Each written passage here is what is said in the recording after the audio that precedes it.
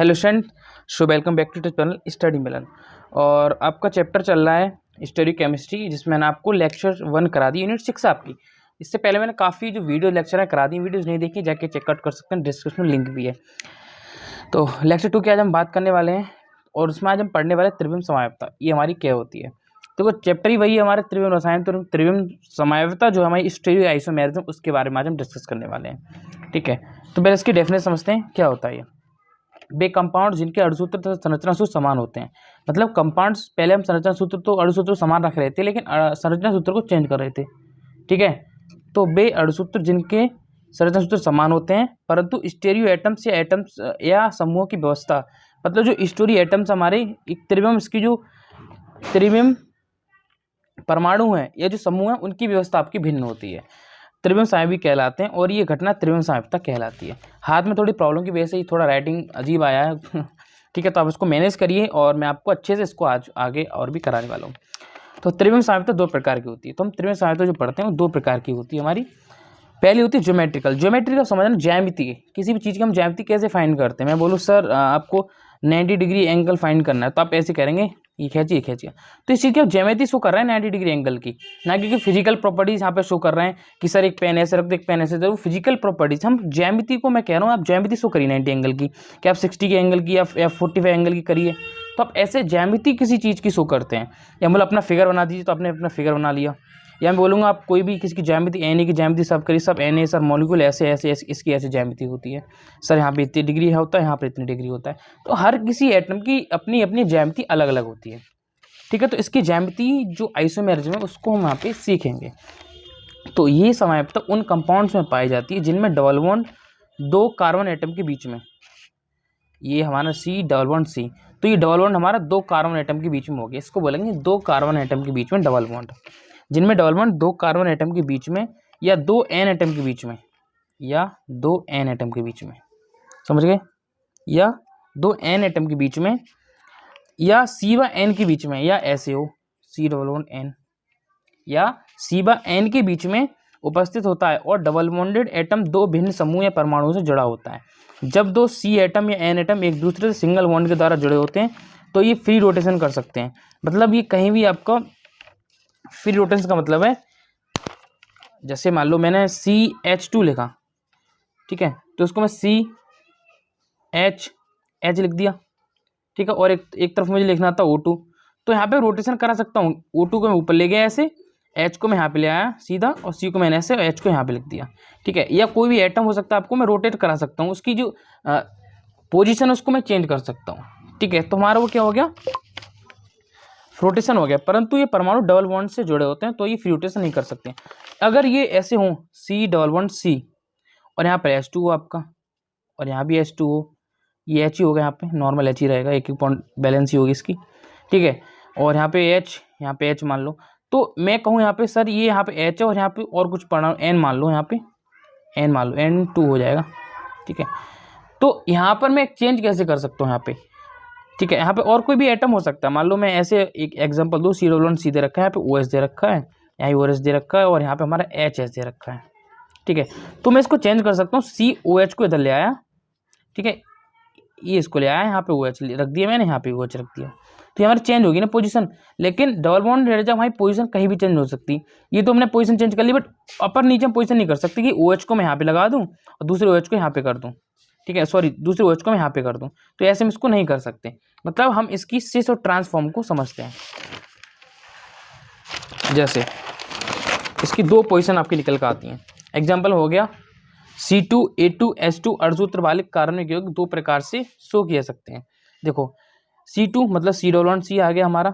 अब मैंने क्या किया, एक A एटम लिया, एक H एटम लिया, तो यहाँ पे मैंने दोनों एक साइड में रखे, एक एक एटम, मतलब समान एटम को मैंने एक साइड में रखा, तो यहाँ सिस फॉर्म हो जाती है।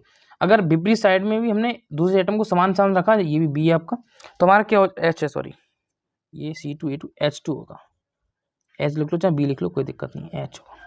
तो मैंने यहाँ भी समान रखा है, तो ये सिस फॉर्म है कि सिस फॉर्म में क्या होता है, हमारे दोनों एटम एक समान रहते हैं।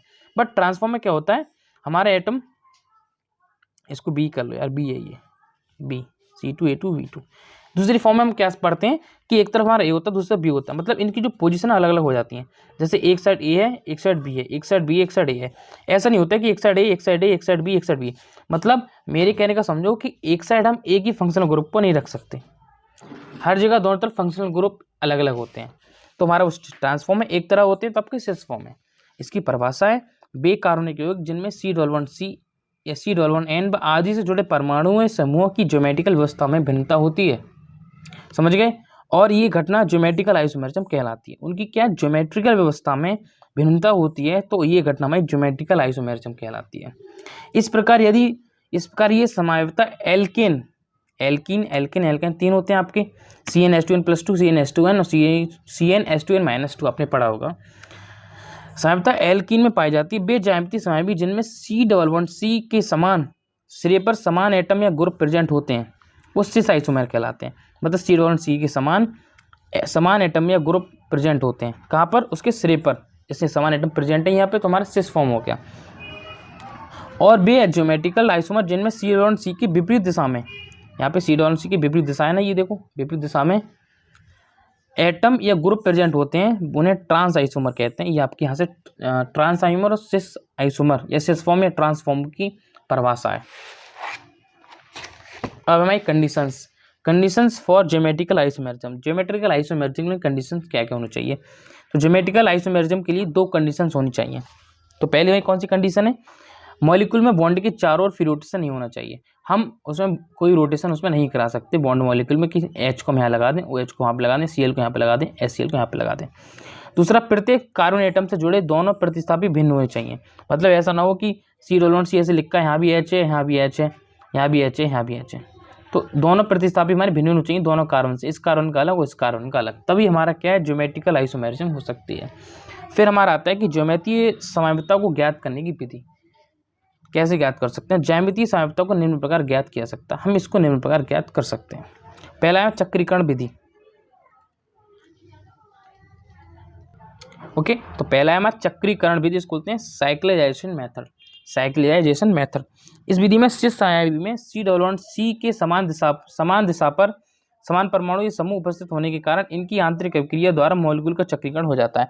मतलब जब हमारे C+1C के समान दिशा पर समान परमाणु या समूह उपस्थित होने के कारण इनकी आंतरिक अभिक्रिया द्वारा मॉलिक्यूल का चक्रीकरण हो जाता है। जब हम चक्रीकरण किसी चीज़ का कर रहे हैं मॉलिक्यूल का, मतलब इसको उठा के इधर रख रहे हैं, इसको उठा के इधर रख रहे हैं, तो हमारा सिस और ट्रांसिंग में चेंज हो रही है, सिस फॉर्म और ट्रांसफॉर्म में हमारा चेंज हो रहा है। परंतु C+1C के विपरीत दिशा में समान फंक्शनल ग्रुप होने के कारण इनमें पारस्परिक क्रिया संभव नहीं है और मॉलिक्यूल का चक्रीकरण नहीं हो सकता। जैसे मैंने भी आपको बताया था, अगर समान है फंक्शनल ग्रुप तो आपका चक्रीकरण या आपका ट्रांसफॉर्म या हम उसको ज्योमेट्रिकल आइसोमेरिज्म नहीं दे सकते। इससे हमने इस पर लिखा है कि जुड़े दोनों प्रतिस्थापी भिन्न होने चाहिए, समान नहीं होने चाहिए। दोनों तरफ जो फंक्शनल ग्रुप होते हैं वो आपके समान होने चाहिए, समान नहीं होने चाहिए, भिन्न होने चाहिए। ठीक है, दूसरी हमारी आती है, सेकंड है हमारी एग्जाम्पल ऐसा, जैसे हम मैलिक एसिड को ले लें, तो मैलिक एसिड को गर्म करते हैं तो मैलिक एनहाइड्रेट प्राप्त होता है, परंतु फ्यूमेरिक एसिड को गर्म करने पर कोई एनहाइड्रेट प्राप्त नहीं होता है। जैसे मैलिक एसिड को मैंने अगर गर्म किया तो मुझे क्या प्राप्त हुआ? मैलिक एनहाइड्रेट, HCl1H, इसको गर्म किया तो मुझे मैलिक एनहाइड्रेट प्राप्त हुआ। लेकिन जब मैंने वहीं पे फ्यूमेरिक एसिड को गर्म किया तो हमें नो रिएक्शन, कोई भी रिएक्शन यहाँ पर देखने को नहीं मिली। ठीक है, फिर हमारा दूसरा मेथड जो आता है उसे हम बोलते हैं द्विध्रुव आघूर्ण विधि या डाइपोल मूवमेंट मेथड। ये क्या होता है? द्विध्रुव आघूर्ण के मान के द्वारा द्विध्रुव आघूर्ण का मान निकालना निकलता है। इसका द्विध्रुव आघूर्ण का मान इसको निकालना सिखाऊंगा आगे जो चैप्टर्स हैं उनमें, वरना आप हल्की सी डेफिनेशन के लिए इसको याद कर लीजिए, आपको कोई अलग से इसको नहीं पूछा जाएगा। तो द्विध्रुव आघूर्ण के मान के द्वारा सिस तथा ट्रांसफॉर्म में विभेदन किया सकता है। कैसे? सिस फॉर्म का डाइपोल मूवमेंट का मान कुछ ना कुछ अवश्य होता है। मतलब जो हमारी सिस फॉर्म होती है, ए की तरफ ए और ए की तरफ मैंने आपको बताया था ए फॉर्म होती है, C+1C का सी पे वो हमारी सिस फॉर्म होती है। अगर इसको हम चेंज कर दें, ऐसे कर दें C+1C, इधर कर दूं A, फिर इधर कर दूं B, इधर कर दूं A, इधर कर दूं B, मतलब हमारी चेंज हो गई, ए भी हो गया, ए नहीं रहा, एक ही साइड में एक समान नहीं रहे, तो हमारी ये ट्रांसफॉर्म है, ये सिस फॉर्म है। तो सिस फॉर्म का डाइपोल मूवमेंट का मान कुछ ना कुछ अवश्य होता है, परंतु ट्रांसफॉर्म का डाइपोल मूवमेंट बराबर 0 होता है। तो हमें यहाँ से एक चीज़ पता चल गई कि डायपोल मोमेंट का मान हमारा 0 होता है। अब एग्जाम्पल दूसरा क्या है, 1,2 डाइक्लोरो एथिलीन के सिस फॉर्म के लिए डायपोल मोमेंट का मान 1.8 डायपोल होता है, तो जबकि ट्रांसफॉर्म के लिए 0 होता है। जैसे हमने क्या लिया 1,2 डाइक्लोरो एथिलीन, ठीक है।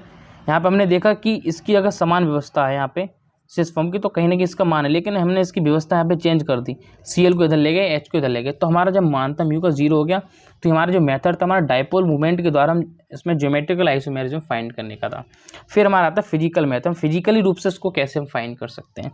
फिजिकल मेथड्स के द्वारा ज्योमेट्रिकल आइसोमर्स को ज्ञात किया सकता है। सामान्यतः ये देखा है कि सिस फॉर्म के लिए क्वथनांक की विलेयता, घनत्व, दहन ऊष्मा आदि का मान ट्रांसफॉर्म की तुलना में ट्रांसफॉर्म की तुलना में उच्च होता है।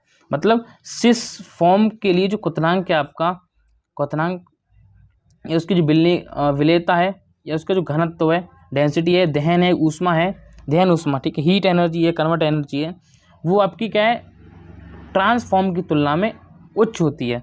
तो ये हमारी पता हम इस विधि से लगा सकते हैं। इसके अतिरिक्त एक्सरे विश्लेषण, रमन स्पेक्ट्रा, ये सब आपके टॉपिक हैं। एक्सरे विश्लेषण हो गया, रमन एक्सपेक्ट्रा हो गया, आदि विधियों के द्वारा सिस तथा ट्रांसफॉर्म को ज्ञात किया सकता है। तो इन विधि के द्वारा भी हम सिस तथा ट्रांसफॉर्म को ज्ञात करते हैं। लेक्चर 3 की लिंक आपको आगे डिस्क्रिप्शन में मिल जाएगी। चैनल को सब्सक्राइब, वीडियो को जरूर शेयर कर दिए। ऐसी इंपॉर्टेंट वीडियोज़ मैं यहाँ पे आपको प्रोवाइड कराता हूँ, ठीक है। मुझे व्हाट्सएप पर कॉन्टैक्ट की 9411009110 मुझे कॉन्टैक्ट कर सकते हैं।